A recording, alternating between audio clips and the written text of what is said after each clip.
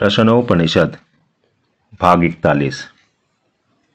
तस्मै स होवाच एतद्वै सत्यकामं परं चापरं च ब्रह्म यदोंकारः तस्माद्विदाने तेनैवायतने नैकतरमन्वेति।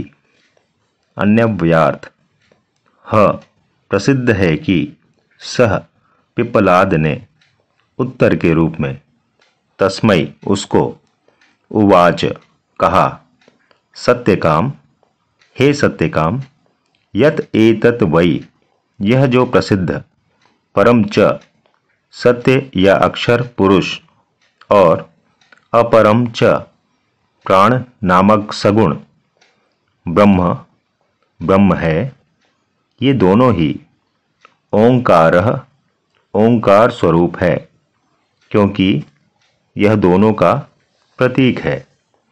तस्मात् अतः विद्वान उपासक एतेन एव आयतनेन इसी प्रतीक के अवलंबन से अपनी उपासना के अनुसार एकतरम इन दोनों पर या अपर ब्रह्म में से किसी एक की अन्वेति उपलब्धि करता है।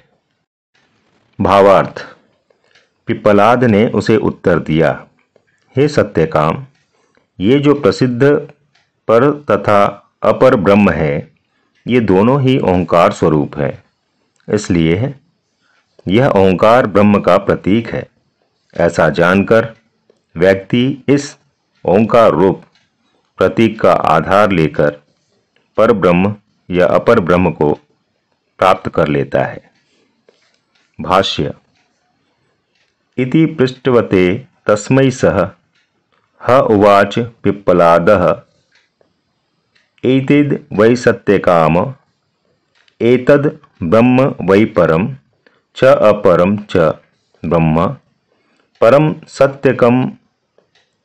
परं सत्यम अक्षरं पुरुष आख्यम अपरं च प्राण आख्यम प्रथमंजम यद तद ओंकारः एव ओंकारात्मकम् ओंकार प्रतीकवात्। भाष्यार्थ, ऐसा पूछे जाने पर पिप्पलाद ने उससे कहा, हे सत्यकाम, यह ब्रह्म ही पर श्रेष्ठ तथा अपर निकृष्ट ब्रह्म दोनों है। पर ब्रह्म वह है जो सत्य एवं अपरिवर्तनीय है तथा जिसे पुरुष कहा जाता है, और प्रथम जन्म लेने वाला अपर ब्रह्म है जिसे प्राण कहा जाता है।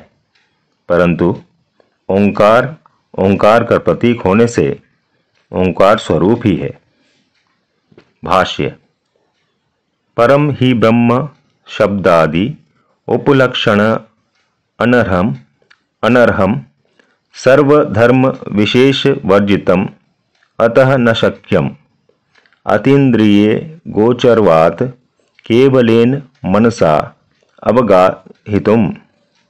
भाष्यार्थ, चूंकि सर्वोच्च ब्रह्म को सीधे शब्दों आदि के द्वारा नहीं कहा जा सकता, सभी विशिष्ट गुण भेदों से रहित होने के कारण ऐसा संभव नहीं है, और चूंकि यह इंद्रियों के परे है, अतः केवल मन भी इसका पता नहीं लगा सकता।